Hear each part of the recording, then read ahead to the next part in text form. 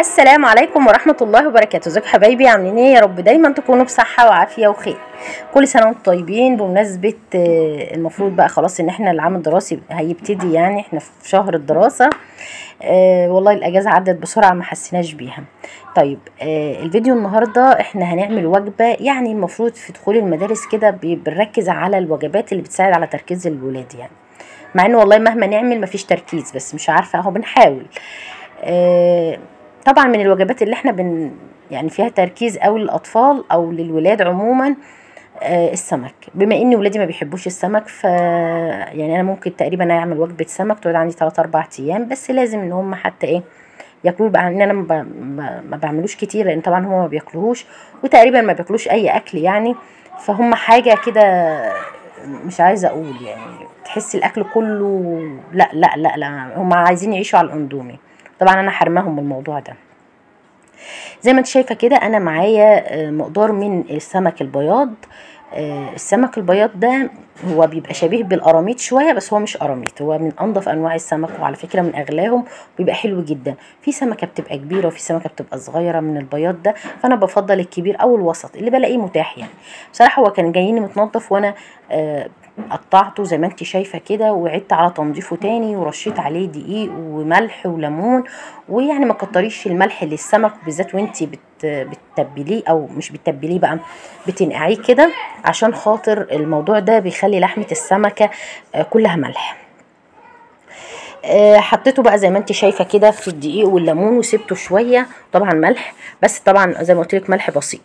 بعد كده احط بسيط خل برضو، عشان خاطر ما يهريش معايا السمك، وهسيبه مش كتير، قليل يعني، هفضل اقلب فيه كل شويه كده لحد ما ايه، ما احس ان هو خد من ميه النقع دي، عشان خاطر ينضف. نضفته زي ما انت شايفه كده، وبعد كده رحت جايبه ميه نظيفه تاني، ورحت غسلاه زي ما انت شايفه قدامك كده. زي ما قلت لك ان الاسماك من الحاجات اللي بتساعد على تركيز الولاد في الدراسه، او في بشكل عام، او اللي هو اصلا مفيد جدا للانسان يعني، حلوه للانسان دي. المهم يعني غسلته تاني زي ما انت شايفه كده، وهغسله تالت تاني. يعني انا في الاسماك دي بصراحه بحب اغسل كتير، الاسماك والفراخ بحب اغسل كتير قوي. هتقولي بقى مش مفيد، وهو كده معرفش اكل الحاجه دي الا اذا كنت احس الميه بتاعتها راقت خالص من بعد الغسيل. فده يمكن تاني مره، بعد كده يتغسل 3 4 مرات كمان، وبعد كده هجهز له التتبيله بتاعته. وكالعاده بقى التتبيله بتاعته هتكون توم وليمون وانا بحط طماطم، وبضيف كده خل، وبضيف شطه خضراء، ولو عندك خضره بتضيفي براحتك. فالتتبيله دي بمزاجك انت، انا بحب احط لها كل حاجه، طبعا بحط كمون كتير عشان خاطر السمك بيحب الكمون. طيب، ولادي بقى بيحبوا رز السمك قوي، فانا لما بعمل رز السمك يعني بحس انه انا والله كنت مش عايزه اعمل الرز عشان خاطر هما يعني بيتلهوا في الرز، ما بياكلوش السمك. فقلت احط لهم عيش، فعشان خاطر ياكلوا السمك يضطروا ياكلوه. فاضطريت قلت لا خلاص، انا هعمل رز عشان خاطر ياكلوا. المهم عملت الرز زي ما انتم شايفين كده، وحمرت له البصله بتاعته، وحطيت عليها الملح عشان خاطر يعني تتدبل معايا على طول. وبعد كده المفروض ان انا عندي روس السمك، روس السمك ما بتترميش، روس السمك من ألذ الاكلات اللي ممكن تاكليها. فانا عملت ايه، رحت عامله بصله كتير كده، وخليت منها للرز، وخليت منها للصلصه بتاعه السمك، لان انا هعمل صلصه. فبدل بقى ما اعمل هنا شويه وهنا شويه، رحت عامله كده. بعد كده سبتها لما لونت معايا زي ما انت شايفه كده، وبعد كده رحت ضايفه لها معلقه من الثوم، وبعدين هضيف كمان معلقه من الصلصه، ولو عندك بابريكا عشان خاطر لون الرز يبقى معاكي حلو. كل التوابل اللي انت بتحبيها برضو حطيها على الرز. طيب، انا عندي حلل تيفال، بس انا بحب استخدم الالمونيا. يعني سبحان الله، قبل ما اجيب التيفال ده كنت بقول ايه، هو انا هقعد كل شويه في الالمونيا وعشان التصوير والكلام ده. فبقيت اقول لا، انا هجيب الطقم التيفال. فبعد ما جبته انا تقريبا بكسل ان انا اطلعه اصلا، وبحب افضل سبحان الله، ما اعرفش هي عاده بقى ولا انا بحب يعني الاكل بتاع الالمونيا. طبعا ما بحبش دعيكه عشان دراعي انتوا عارفين ان هو وجعني، فبضطر بقى استخدم ايه الحلل الالمونيا. وحتى مع الصابون البلدي ما بقدرش برضو اضغط قوي، يعني عايزه اقول لك ان انا تقريبا المواعين دي بتبقى غسلها اريج.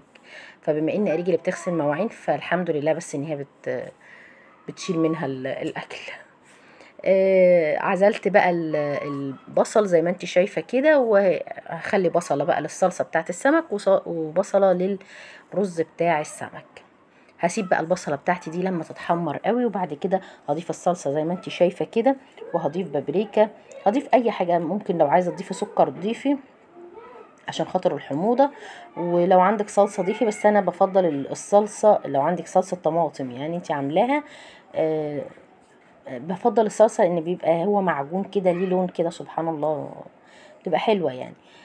مع ان هي مش صحية، بس هنتكلم بقى على الصحي مش الصحي، انا بتكلم في العموم.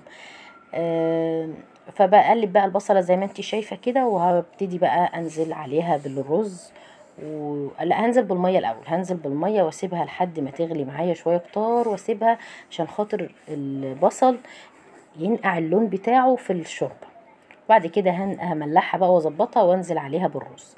رجعت بقى للبصله بتاعه الصلصه، وضفت مقدار الصلصه اللي انا هعمله. وانا بقى بحب احط في الصلصه شطه خضراء، يعني اللي هو الفلفل. بحب اللي هو الفلفل القرون، مش الفلفل بتاع الحشو. بحطه بيدي ريحه وطعم كده لاي حاجه بقى، يعني بحبه بحطه او في اي صلصه، حتى لو صلصه مكرونه.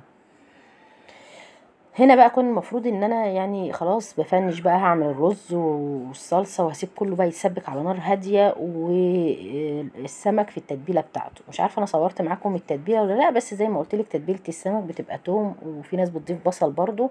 انا بحط توم، وبحط خضره، وبحط شطه خضره، وبحط في التوابل بقى كمون، فلفل اسود، كزبره ناشفه، كل الحاجات اللي انت بتحبيها طبعا، الملح والحاجات دي. كمان بعصر معاها ليمونه. بضرب كل الخلطه دي في الخلاط، وبسيبها بقى كده كله زي بعض، يعني زي ما بعمل تتبيله الفراخ كده، بس بدل التوم، بدل ما بحط بصل للفراخ بحط توم. هنا حطيت البابريكا بقى، وحطيت شطه كمان عشان يبقى في سنه حرقان كده، وفلفل اسود. وهسيب كل ده ياخد ويدي مع بعضيه كده لحد ما يطلع لي نكهه التوابل اللي انا حطيتها، وبعد كده هضيف الرز بتاعي. صلصه السمك سبتها بقى لحد ما تتسبك، وكمان انت بتضيفي كل التوابل اللي انت بتحبيها. وطبعا بما انك عارفه ان الكمون سمك يعني كمون، فضيفي كمون كزبره والكلام ده.